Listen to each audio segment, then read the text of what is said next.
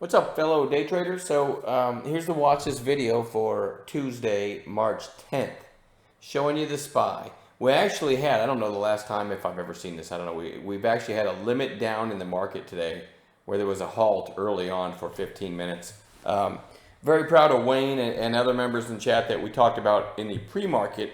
We already kind of announced the level that the SPX would have to hit to halt the market. And so we all, Wayne and I were very clear. Hey guys, we're not trading if it gets close to that, and we didn't, right? And then we got the halt, and then after the halt, we actually found some nice trades. So I'm really proud of the teamwork as always. I'm going to slide this over.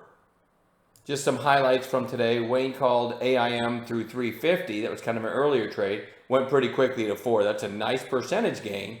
Stop about a dime below. But then shortly after that, Wayne went on to say, hey, it topped out at 4 and it was holding up really well. Went on to say that anytime today, he liked it back through 4 again, right? Whole number inflection point, another high of day, shorts trapped. And that entry went all the way to 711 for a huge gain on probably about a quarter risk at the most. He also called Tesla through 640. It goes up another 23 bucks.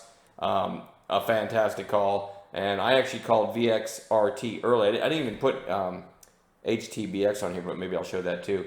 Early through 3, and it went pretty quickly to 340. I was super proud of the way we cautioned everybody about what could happen and maybe staying out of the market. Plus, we said there could be a lot of brokers, platforms being really slow, right? Not reporting to you whether you're in something or not, or maybe not even maybe even not getting you in a trade at all when you think you're in. So we kind of stayed on the sidelines until after that first halt. And then, things calmed down. The market started to climb. I wasn't worried about a second halt. I certainly didn't want to be caught in one of those markets halts that it stays halted all day. But we were careful to watch for that. Once we knew we were okay, found these A+ setups, and I actually had a fantastic day. So, and in the middle of the day, I filled out a mortgage refi application. So really just knocked a few things out.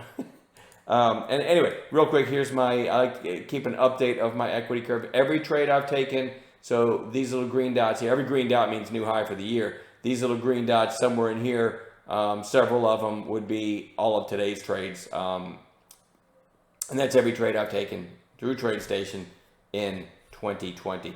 I'm proud of the fact that really, if you probably start back somewhere in here is when the market just fell apart because of the coronavirus, and there's really not even a hiccup in here. And I'm not bragging. To me, it's a testament to sitting on your hands until you have an A+ setup. And by the way, I don't short. None of these are short. So in a market, the Dow was down over 2,000 points today. I didn't short at all and still climbing on my equity curve. So it's all about having a process. I guess that's the message I'm trying to get across. Hopefully I never come across as braggy, because that's not my intention at all. And those of you who know me know I'm extremely humble when it comes to the market, and I always lecture people, especially our students from our course, when I see them talking about easy money or dumb money. Let's get some more dumb money in this market. Anyway, any kind of sense where I see somebody getting cocky, I am the first one to tell them you're in trouble, right? The minute you start to get cocky in this market, you will get a shovel to the face. So you've got to stay humble. And the market's humbled me enough times. So please don't take this as braggy. I'm trying to point out, if you log in every morning with a process in place and an A+, a list of A+ setups in your quiver, right? You know what to look for. Maybe make sure you're focused on the right stocks. You have a good watch list. You have a good morning gap playlist, and you know exactly what to look for before you enter. And for me, the entry is almost everything. If you nail that entry, you're green right away, and you're just scaling out, right? So there's a lot of stuff to learn, and if you feel like you're out there winging it, don't, man. This market will hand you your ass. So you got to have a process, and that's why I show my equity curve, because to me it is like the footprint of a process. It's literally like visible proof that a process in trading works, right? That is everything we try to teach people, is our process, because we don't want to see people out there winging it.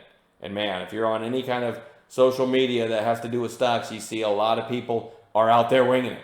All right, so I've babbled enough about that. The SPY just got slapped today. Now in after hours, like right now as I'm talking, it's 7:40, so the after hours open for another 20 minutes. It's trading around 280, the SPY. I think maybe the president had a press conference or something.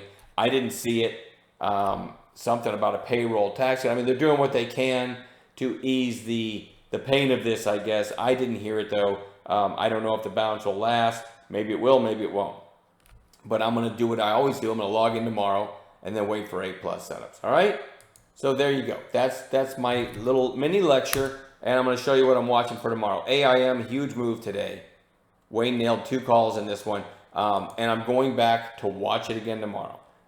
We might get a red to green. We might get one of our just really low risk setups, and you might get a follow-through day.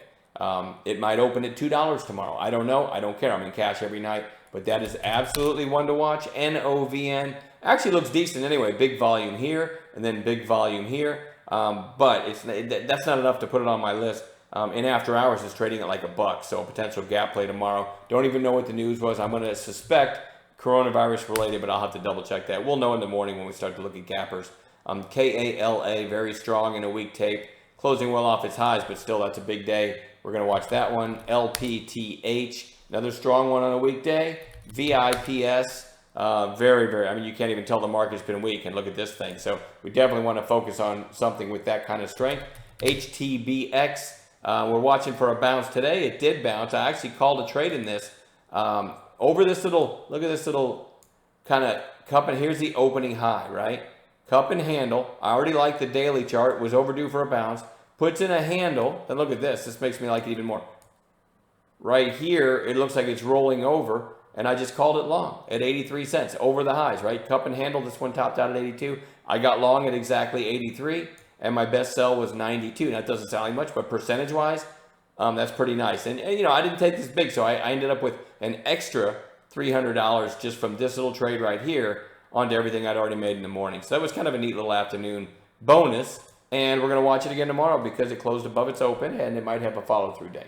CPAH, CPAH, pretty decent looking chart. Big pop here, gapped up and got slapped back down, and now it's kind of getting ready to challenge the high of this gap, which, by the way, pretty close to 350. Today's high, 325. I kind of like it over today's high. That might be enough to get it through this high. You kind of have a stacked catalyst scenario, so we'll watch that one. This one's kind of obscure, IFMK. Got this island down here where it got decimated, but then on, let's see, on Friday, it spiked to $1.05 before giving most of it back. Today, it gaps up and tops out at 85. I like this chart look. If it gets through today's high through 85, it might revisit that $1 or $1.05, whatever it hit the other day. So I'm going to keep my eyes on that, but that one feels kind of obscure. Wait, GNMK.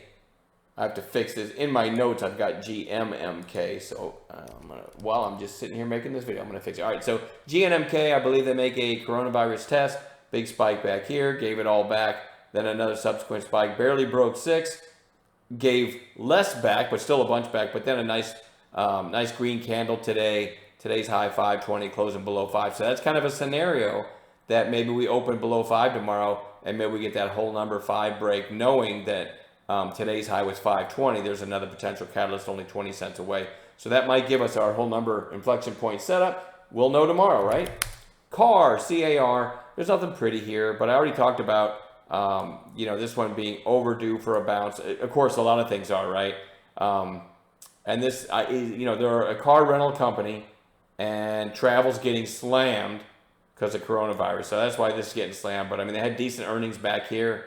And, you know, you almost have to pick at least one non-coronavirus play, right? That's, you know, like whatever you, quote unquote, a normal company to watch. But a lot of things are tied into coronavirus, including this because it's travel related. But I do want to watch it. It's just so beaten up. After earnings, it was over 52. It's been more than cut in half. So I think it could give a snapback bounce. I mean, I had it on watch today. Didn't give any kind of setup whatsoever. And who knows if it will tomorrow. Anyway, I've chosen that one to keep an eye on as far as if you want to call it a more normal stock. It's Avis Rent-A-Car. But certainly still coronavirus related because travel's getting slammed, right? AHPI, they make kind of, they almost make like, I guess you might call it a pandemic respirator. A little different than the APT masks. But still, these things were crazy strong. And now it's kind of back down to where it bounced off of last time.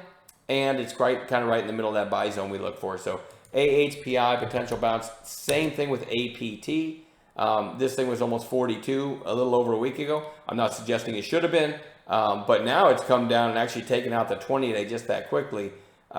You could see this, in just a few sessions ago it was over 18. You could see this getting a pretty nice snapback bounce one of these days. So that one's going to go back on watch now. And then RH, another kind of random play that, I don't know, I'm arguing is overdone from the coronavirus play. It's a retailer, Restoration Hardware. I believe Buffett jumped in somewhere around here or announced a stake somewhere back here. Correct me if I'm wrong. I don't really know the date or anything. And now it's fallen from 256 to below 150. If you look to the left, like I like to do, pretty good. It's been about a month between 140 and 150. I call this somewhat decent chart support. And it's pretty beaten up. I mean, a few sessions ago, it was basically 200. I think this is a good prospect. I know there's nothing I love about it, but I think it's a good prospect for a snapback bounce. And I think they've got earnings coming out in about a week. Shorts might start to get nervous as earnings gets closer, because this one has been known to have some big upside surprises. And that's it. That's my entire list. I've babbled long enough. We'll see you all in chat tomorrow. Have a great night.